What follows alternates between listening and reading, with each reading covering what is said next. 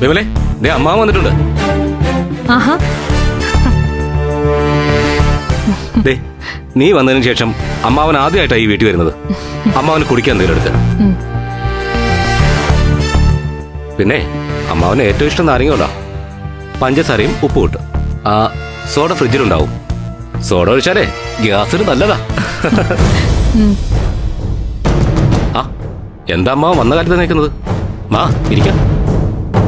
ആ കണ്ടില്ലേ, അമ്മാവനെ കണ്ടപ്പോ വിമലയ്ക്ക് സന്തോഷമായി. വാ അമ്മാവാ.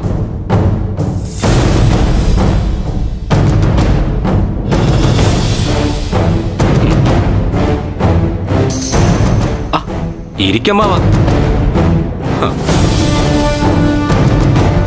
ആ പിന്നെ കാര്യമൊക്കെ അമ്മ പറഞ്ഞാണല്ലോ. എത്ര നല്ലതായാലും എത്ര ദിവസമാണ് നമ്മളൊക്കെ ഭാര്യ വീട്ടില്. ഒടുവിൽ ഞാൻ അവളെ വിളിച്ചോണ്ടെങ്കിൽ പോകുന്നു.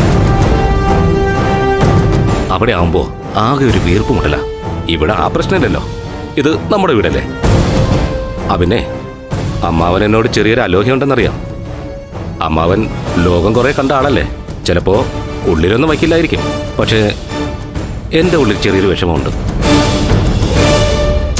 അവളെ കൂട്ടണ്ടെന്ന് പറഞ്ഞതുകൊണ്ടാ ഞാനന്ന് അമ്മാവൻ്റെ കാര്യം കയറാത്തത്. അമ്മാവൻ കയറ്റാതിരുന്നത് അമ്മയ്ക്ക് വിഷമമാവണ്ട എന്ന് കരുതിയാണെന്നും എനിക്കറിയാം. അമ്മാവൻ്റെ സ്ഥാനത്ത് ആരായാലും അത് ചെയ്യും.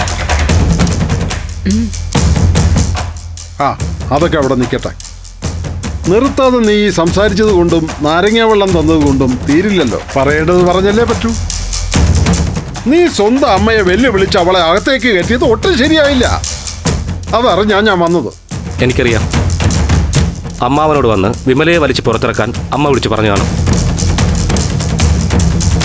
അങ്ങനെ എന്തെങ്കിലും ഉദ്ദേശത്തിലാണെങ്കിൽ അതൊന്നും ഇക്കാര്യത്തിൽ നടക്കില്ല അമ്മാവ. മീഡിയയും സോഷ്യൽ മീഡിയയും ഒക്കെ ഉള്ള കാലമല്ലേ. അമ്മാവൻ തന്നെ കണ്ടില്ലേ ഞങ്ങളെ പോലീസ് കൊണ്ടുപോയത്. എത്ര പെട്ടെന്നാണ് ലോകം മുഴുവൻ അറിഞ്ഞത്. അല്ല, നിയമം അറിയാവുന്ന റിട്ടയർഡ് ജഡ്ജിയായ അമ്മാവൻ ഒരിക്കലും അങ്ങനെ ഒരു അബദ്ധം കാണിക്കില്ലെന്ന് എനിക്കറിയാം. പക്ഷേ അമ്മയ്ക്ക് ആ വക കാര്യങ്ങളൊന്നും അറിയില്ലല്ലോ.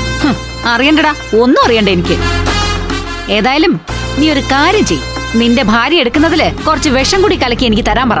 അയ്യോ, അതിപ്പോ ഞാൻ പറഞ്ഞാൽ തന്നെ അവൾ അങ്ങനെ ചെയ്യൂ അമ്മേ. കേറി വന്ന ദിവസം തന്നെ അമ്മായിയമ്മയെ വിഷം കൊടുത്തു കൊന്നു നാട്ടിൽ മുഴുവൻ പാട്ടാവില്ലേ? ഹരീന്ദ്ര, പരിഹാസം മതി. നിന്റെ അമ്മ എന്തുമാത്രം സങ്കടം വന്നിട്ടാണ്. സോറി, അമ്മയുടെ ഈ ഭാവാവിനെയും വർക്കൗട്ട് ആവില്ലെന്ന് വലിയമ്മാവൻ തന്നെ അനിയത്തി പറഞ്ഞെന്ന് മനസ്സിലാക്കുക. ഞാൻ പിടിച്ചോണ്ട് വന്നതേ നിങ്ങൾ രണ്ടാളും കണ്ട് തീരുമാനിച്ച് താലികെട്ട് നടക്കാതെ പോയൊരു പെണ്ണിനെയാണ്, അല്ലാതെ വഴിയെ കണ്ടതിനല്ല. ഹരീന്ദ്ര, നീ ഒന്ന് സമാധാനിക്ക്. നമുക്ക് എന്തിനും ഒരു തീരുമാനം ഉണ്ടാക്കാമല്ലോ. ഇക്കാര്യത്തിന് ഞാനായിട്ടൊരു തീരുമാനം ഉണ്ടാക്കി കഴിഞ്ഞു. അതിനുവേണ്ടി ഇനി ആരും വീണ്ടും കഷ്ടപ്പെടണമെന്നില്ല. പിന്നെ നിങ്ങൾ തീരുമാനം ഉണ്ടാക്കേണ്ട മറ്റൊരു വിഷയമുണ്ട്. അതിന് അമ്മാവൻ തന്നെ തീരുമാനം ഉണ്ടാക്കിയേ പറ്റൂ. അതായത് ഞാൻ ഉണ്ടാക്കിയതൊക്കെ സ്വർണമായിട്ടും വസ്തുവായിട്ടാണ് ഇവിടെ കിടക്കുന്നത്. അതും പണമായി സൂക്ഷിക്കേണ്ടെന്ന് അമ്മാവന്റെ പണ്ടേയുള്ള ഉപദേശം കൊണ്ട് ചെയ്തതാ. ഇപ്പൊ പക്ഷെ എനിക്ക് കുറച്ച് കൂടുതൽ പണത്തിന്റെ ആവശ്യമുണ്ട്.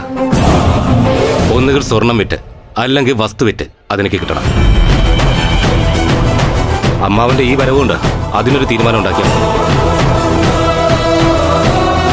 ആ വിമലേ, ഞാനൊന്ന് പുറത്തു പോവാ. നാരങ്ങ വെള്ളം കൊടുത്തിട്ടേ അമ്മാവനെ വിടാവൂ.